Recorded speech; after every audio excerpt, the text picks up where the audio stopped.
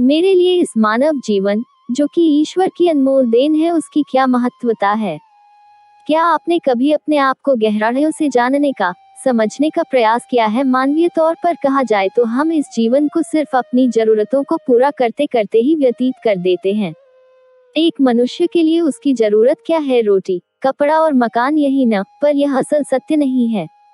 हर मनुष्य का जन्म इस धरती पर एक विशेष कारण से होता है, जिसे हम धीरे धीरे समय के साथ समझते चले जाते हैं।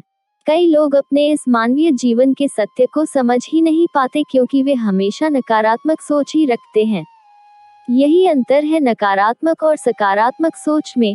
जहां नकारात्मक सोच हमारे लिए समस्याएं पैदा करती है, वही सकारात्मक सोच हमारे लिए नए अवसर लाती है।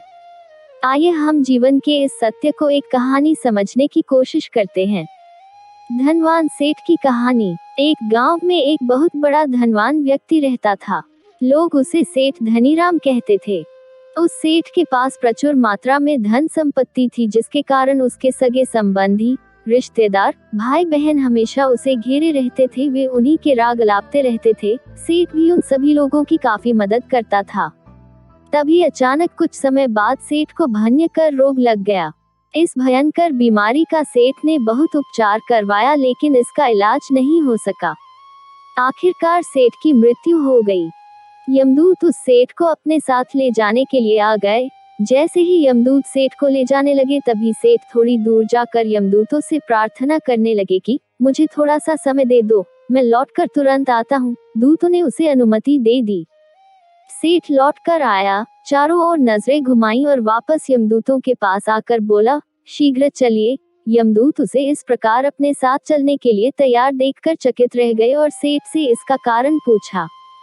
सेठ ने निराशा भरे स्वरों में कहा, मैंने हेराफेरी करके अपार धन एकत्रित किया था। लोगों को खूब खिलाया पिलाया और उनकी बहुत मदद भी की। सोचा था कि वो मेरा साथ कभी नहीं छोड़ेंगे। अब जब मैं इस दुनिया को सदा के लिए छोड़कर जा रहा हूँ, तो वे सब बदल गए हैं। मेरे लिए दुखी होने के बजाय ये अभी से मेरी संपत्ति को बांटने की योजना बनाने लगे हैं। किसी को मेरे लिए जरा सा भी अफसोस नहीं है। सेठ की बात सुनकर यमदूत बोले, इस संसार में प्राणी अकेला ही आता है और अकेला ही जाता है। इंसान जो भी अच्छा या बुरा कर्म करता है, उसे इसका परिणाम स्वयं ही भुगतना पड़ता है। हर प्राणी इस सत्य को समझता तो है, पर देर से। जीवन की सीख।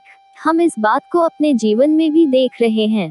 लोग जीवन के सत्य को भूलकर मानव द्वारा बनाए गए जाल जैसे लालच, रुपए पैसा, बुराई आदि तले दब गए हैं।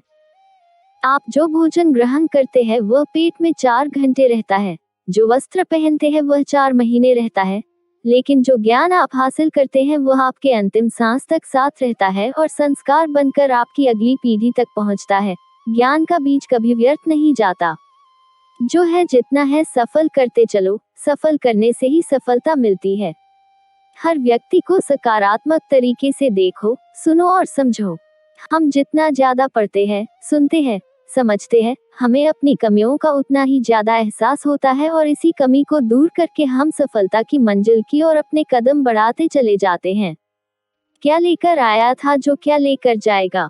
कर कुछ ऐसा जाओ कि लोग तुम्हें याद रख जाएंगे। आपको बस यह करना है। 1. कोशिश करो कि गलत काम नहीं करना। 2. किसी चीज को लेकर ज्यादा लालची नहीं होना है। 3. लाइफ को एंजॉय करते चलो।